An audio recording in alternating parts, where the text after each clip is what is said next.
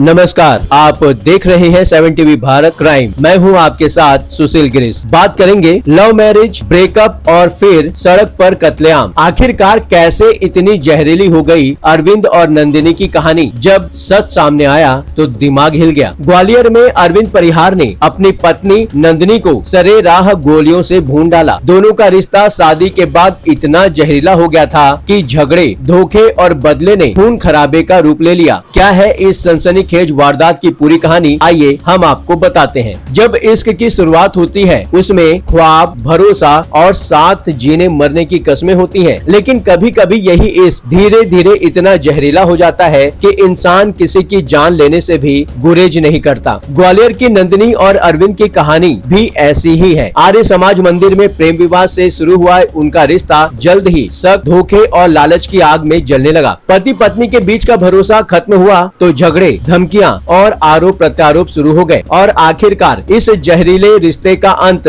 सरेआम हुआ, वो भी एक सनसनीखेज कत्ल के तौर पर, जिसने पूरे शहर को हिला दिया। शुक्रवार का दिन था। मध्य प्रदेश के ग्वालियर में शहर में अचानक सड़क पर एक सनसनीखेज वारदात ने सबको दहला दिया। कैप्टन रूप सिंह स्टेडियम के पास दिन दहाड़े एक युवती की गोली मारकर हत्या कर दी गई। पूरे इलाके में हड़कंप मच गया। पुलिस मौके वारदात पर पहुंची, कार्रवाई शुरू की। पुलिस जांच में सामने आया कि हत्यारा कोई और नहीं बल्कि युवती का ही पति अरविंद परिहार था। यह कोई अचानक लिया गया फैसला नहीं था, बल्कि लंबे समय से चले आ रहे विवाद और जहरीले रिश्ते का नतीजा था। दरअसल इस कहानी का आगाज 2023 में उस वक्त हुआ जब अरविंद परिहार और नंदिनी परिहार ने प्रेम विवाह किया था। दोनों ने आर्य समाज मंदिर में शादी रचाई और ग्वालियर में ऑरेंज वुड सोसाइटी में रहने लगे। शुरुआत में सबको सामान्य दिखा, लेकिन जल्द ही नंदिनी को पता चला कि अरविंद पहले से ही शादीशुदा है और उसके 2 बच्चे भी हैं। इतना ही नहीं, अरविंद की एक गर्लफ्रेंड भी थी। यह राज खुलते ही रिश्ते में कड़वाहट आनी शुरू हो गई। नंदिनी ने खुद को ठगा महसूस किया और पति की इस धोखेबाजी का मामला थाने तक पहुंचा। दोनों के बीच झगड़े बढ़ते गए, यहाँ तक कि अरविंद ने एक बार कार चढ़ाकर नंदिनी की हत्या करने की कोशिश की। इस मामले में हत्या के प्रयास का केस दर्ज हुआ और अरविंद जेल भी गया। हालांकि कोर्ट में नंदिनी बयान से पलट गई और बाद में राजीनामा कर लिया, जिससे अरविंद बच निकला। नंदिनी बार बार पुलिस और कोर्ट का चक्कर काट रही थी। वह कहती रही कि उसका पति उसे धमका रहा है, झूठे फोटो और वीडियो बनाकर ब्लैकमेल कर रहा है। बीते मंगलवार को ही वह एसपी ऑफिस पहुंची थी और मीडिया के सामने अपनी पीड़ा बयां की थी। उसने साफ कहा था कि अरविंद परिहार उसे जान से मारने की धमकी दे रहा है और उसके खिलाफ कोई कार्रवाई नहीं हो रही है। बीते शुक्रवार की सुबह जब नंदिनी अपने 2 साथियों कल्लू और अंकुश के साथ रिक्शे में बैठकर जा रही थी, तभी अरविंद उसका पीछा करने लगा। उसने बीच रास्ते में रिक्शा रुकवाया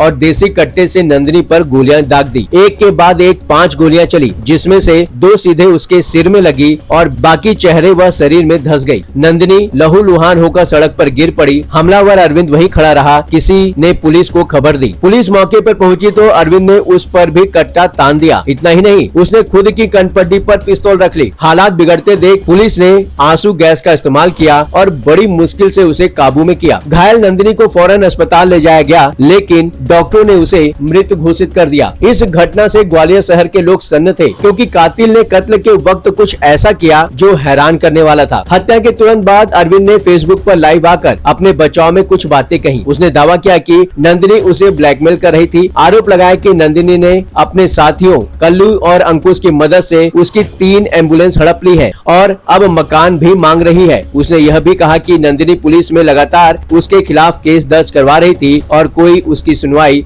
नहीं हो रही थी। इसके बाद पुलिस जांच में नंदिनी का आपराधिक अतीत भी सामने आया। नंदिनी की पहली शादी गोटी राम नामक युवक से हुई थी। इसके बाद वह दतिया के निमलेश जैन के साथ रहने लगी। साल 2017 में नंदिनी पर आरोप लगा था कि उसने अपने बॉयफ्रेंड संग मिलकर निमलेश की हत्या कर दी थी। इस केस में उसे करीब 4.5 साल जेल में रहना पड़ा। जेल से बाहर आने के बाद भी उसके कई रिश्ते और विवाद जुड़े रहे। जेल से निकलने के बाद नंदिनी छोटू और फिरोज खान नाम के लोगों के साथ लिव इन रिलेशन में रही, लेकिन इन रिश्तों का भी अंजाम विवाद और दूरी में हुआ। साल 2022-23 में उसकी मुलाकात अरविंद परिहार से हुई। दोनों ने अपने अपने परिवारों को छोड़ दिया और प्रेम विवाह कर लिया। अरविंद ने अपनी पहली पत्नी और बच्चों से दूरी बना ली, जबकि नंदिनी का 9 साल का बेटा उसके साथ रहा। कुछ साल तक रहने के बाद दोनों के बीच पैसों और संपत्ति को लेकर विवाद शुरू हो गए। नंदिनी ने अरविंद के खिलाफ सिरोल और जिवाजी यूनिवर्सिटी थाने में कई मामले दर्ज कराए। वहीं अरविंद आरोप लगाता रहा कि नंदिनी उस पर दबाव बना रही है कि वह अपनी पहली पत्नी को तलाक देकर सारी संपत्ति उसके नाम कर दे। झगड़े, बढ़ते बढ़ते मामला इतना बिगड़ा कि दोनों का रिश्ता जहरीला हो गया। नंदिनी का कहना था कि अरविंद ने उसे धोखा दिया और जान से मारने की साजिश कर रहा है, जबकि अरविंद का दावा था कि नंदिनी और उसके साथी उसे ब्लैकमेल कर रहे हैं। रिश्ते में प्यार से ज्यादा शक, लालच और झगड़े रह गए थे।